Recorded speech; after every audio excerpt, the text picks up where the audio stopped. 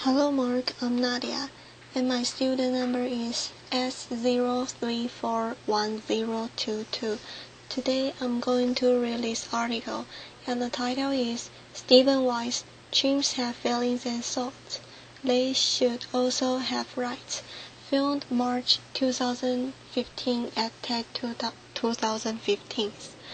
I'd like to have you look at this pencil. It's a thing. It's a legal thing, and so are books you might have or the cars you own. They are all legal things. The gray apps that you'll see behind me, they too are legal things. Now I can do that to a legal thing. I can do whatever I want to my book or my car.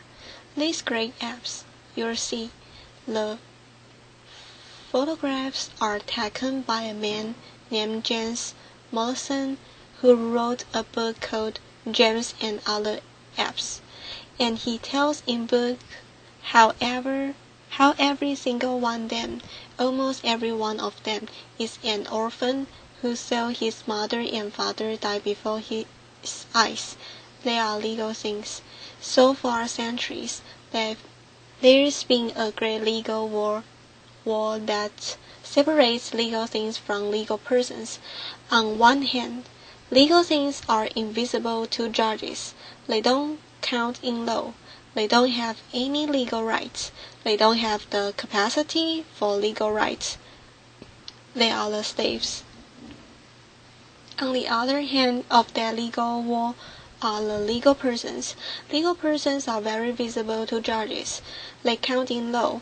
They may have many rights. They have the capacity for an infinite number of rights, and are the masters. Right now, all non-human animals are legal things. All human beings are legal persons. But being human and being a legal person has never been, and is not today, synonymous with a legal person. Humans and legal persons are not synonymous.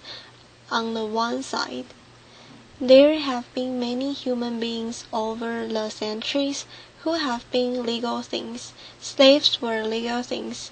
Women, children were sometimes legal things. Indeed, a great deal of civil rights struggle over the last centuries has been to punch a hole through that wall and begin to feed these human things through the wall and have them become legal persons. But else, that hole has closed up. Now on the other side are legal persons, but they've never only been limited to human beings. There are, for example, many legal persons who are not even alive. In the United States, we're aware of the fact that corporations are legal persons. In pre-independence India, a court held that a Hindu idol was a legal person, that a mosque was a legal person. In 2000, the Indian Supreme Court held that the holy books of the Sikh religion was a legal person, and in 2012, just recently, there was a treaty between the indigenous people of New Zealand and the Crown, in which it was agreed that a river was a legal person who owned its own riverbed. Now I read Peter Singer's book in 1980 when I had a full head of lush brown hair, and indeed I was moved by it, because I had become a lawyer, because I wanted to speak for the voiceless, defend the defenseless, and I never realized how voiceless and defenseless the trillions, billions of non-human animals are, and I began to work as an animal protection lawyer, and by 1985, I realized that I was trying to accomplish something that was literally impossible, the reason being that all of my clients, all the animals whose interests I was trying to defend, were legal things. They were invisible. It was not going to work, so I decided that the only thing that was going to work was their head, and least some of them had to also be moved through a hole that we could open up again in that wall and begin feeding the appropriate non-human animals through that hole onto the other side of being legal persons. Now, at that time, there was very little known about or spoken about truly animal rights, about the idea of having legal personhood or legal rights for non-human animal, and I knew it was going to take a long time. And so, in 1985, I figured that it would take about 30 years before we'd be able to even begin a strategic litigation, long-term campaign, in order to be able to punch another hole through that wall. It turned out that I was pessimistic, that it only took 28. So what we had to do in order to begin was not only to write law review articles and teach classes, write books, but we had to then begin to get down to the nuts and bolts of how you litigate that kind of case. So one of the first things we needed to do was figure out what the cause of action was. A legal cause of action, and a legal cause of action is a vehicle that lawyers use to put their arguments in front of courts. It turns out there's a very interesting case that had occurred almost 250 years ago in London called Somerset versus Stewart, whereby a black slave and had used the legal system and had moved from a legal thing to a legal person. I was so interested in it that I eventually wrote an entire book about it.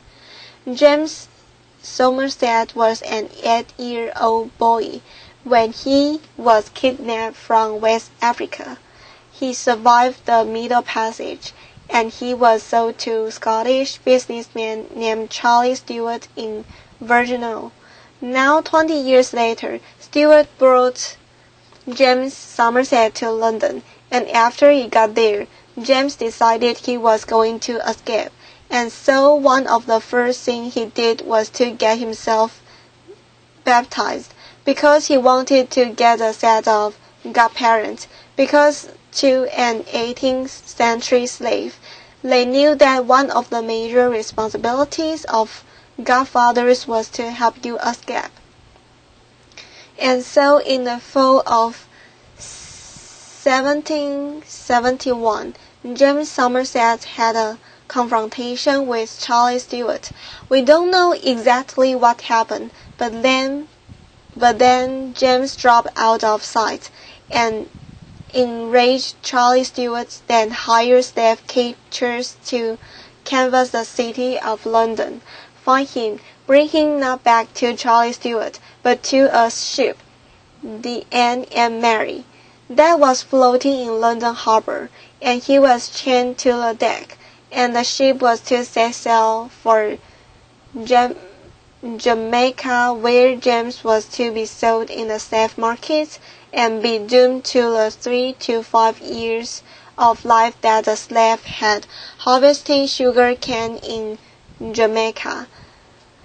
Well, now James' godparents swung into action. They approached the most powerful judge, Lord Mansfield, who was chief judge of the Court of King's Bench, and they demanded that he issue a common law writ of habeas corpus on behalf of James Somerset. Now the common law is the kind of law that English-speaking judges can make when they are not cabined in by statutes or constitutions, and the writ of habeas corpus is called the Great Writ. Capital G, capital W, and it's meant to protect any of us who are detaining against our will. A writ of habeas corpus is issued.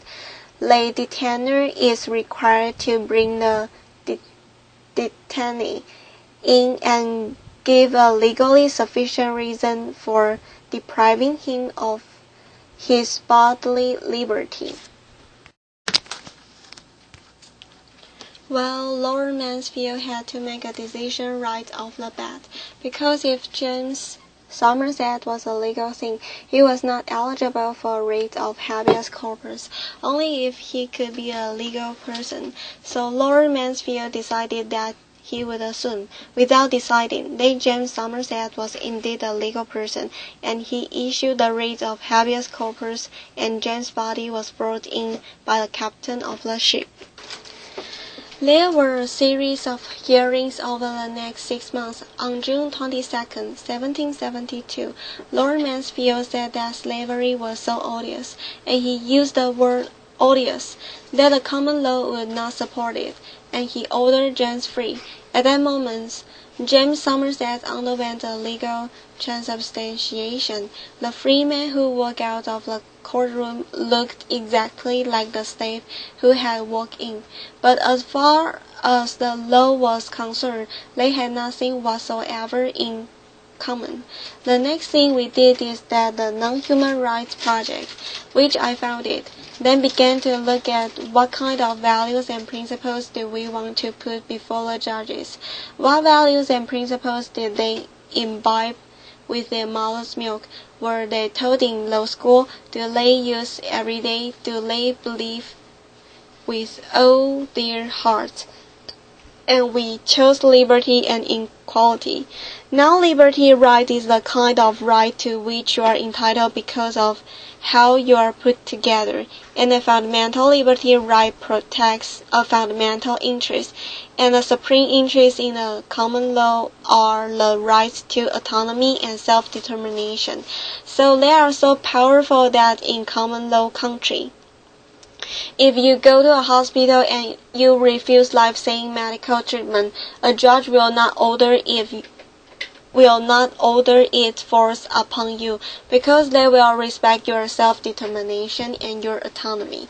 Now, an equality right is the kind of right to which you are entitled because you resemble someone else in a relevant way, and there's the rub, relevant way. So if you are that, then because they have a right, you are like them, you are entitled to the right. Now courts and legislatures draw lines all the time. Some are included, some are excluded. But you have to, at the bare minimum, you must. That line has to be a reasonable means to a legitimate end. The Non-Human Rights Project argues that drawing a line in order to enslave an autonomous and self-determining being like you are seeing behind me, that's a violation of equality. We then searched through 80 jurisdictions. It took us 7 years to find the jurisdiction where we wanted to begin filing our first suit. We chose the state of New York. Then we decided upon who our plaintiffs are going to be. We decided upon chimpanzees, not just because Jane Goodall was on our board of directors, but because they, Jane and others, have studied chimpanzees intensively for decades. We know the extraordinary cognitive capabilities that they have, and they also resemble the kind that human beings have. And so we chose chimpanzees, and we began to then canvass the world to find the experts in chimpanzee cognition. We found them in Japan, Sweden, Germany, Scotland, England, and the United States, and amongst them, they wrote 100 pages of affidavits in which they set out more than 40 ways in which their complex cognitive capability, either individually or together, all added up to autonomy and self-determination. Now this included, for example, that they were conscious, but they are also conscious that they are conscious. They know they have a mind. They know that others have mind. They know they are individuals, and that they can live They understand that they lived yesterday and they will live tomorrow. They engage in mental time travel. They remember what happened yesterday. They can anticipate tomorrow, which is why it's so terrible to imprison a chimpanzee, especially alone. It's a thing that we do to our worst criminals, and we do that to chimpanzees without even thinking about it. They have some kind of moral capacity. When they play economic games with human beings, they spontaneously make fair offers, even when they are not required to do so. They are numerate. They understand numbers. They can do some simple math. They can engage in language, or to stay out of the language wars. They are involved in intentional and referential communication, in which they pay attention to the attitudes of those with whom they are speaking. They have culture. They have a material culture, a social culture. They have a symbolic culture. Scientists in the Thai forest in the Ivory Coast found chimpanzees who were using these rocks to smash open the incredibly hard hulls of nuts. It takes a long time to learn how to do that, and they excavated the area and they found that this material culture, this way of doing it, these rocks had passed down for at least 4,300 years through 225 chimpanzee generations. So now we need to find our chimpanzee. Our chimpanzee, first we found 2 of them in the state of New York. Both of them would die before we could even get our suits filed. Then we found Tommy. Tommy is a chimpanzee. You see behind me. Tommy was a chimpanzee. We found him in that cage. We found him in a small room that was filled with cages in a larger warehouse structure on a used trailer lot in central New York. We found Kiko, who is partially deaf. Kiko was in the back of a cement storefront in Western Massachusetts, and we found Hercules and Leo. There are 2 young male chimpanzees who are being used for biomedical and anatomical research at Stony Brook. We found them. And so on the last week of December 2013, the Non-Human Rights Project filed 3 suits all across the state of New York using the same common law writ of habeas corpus argument that had been used with James Somerset. And we demanded that the judges issue these common law writs of habeas corpus. We wanted the chimpanzees out, and we wanted them brought to Save the Chimps, a tremendous chimpanzee sanctuary in South Florida, which involves an artificial lake with 12 or 13 islands. There are 2 or 3 acres where 2,000 chimpanzees live on each of them, and these chimpanzees then live the life of a chimpanzee with other chimpanzees in an environment that was as close to Africa as possible. Now all these cases are still going on. We have not yet run into our Lord Mansfield. We shall. This is a long-term strategic litigation campaign. We shall. And to quote Winston Churchill, the way we view our cases is that they are not the end. They are not even the beginning of the end, but they are perhaps the end of the beginning. Thank you. Thank you for your listening.